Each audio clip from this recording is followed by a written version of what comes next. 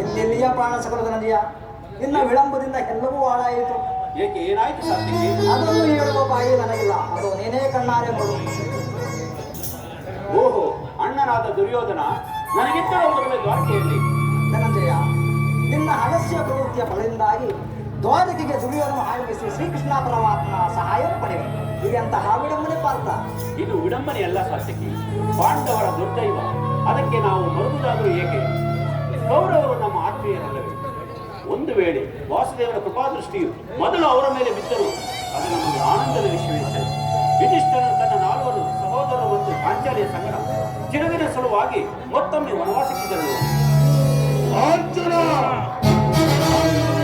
ಎಷ್ಟೊಂದು ಅಸಮಾಧಾನವೇ!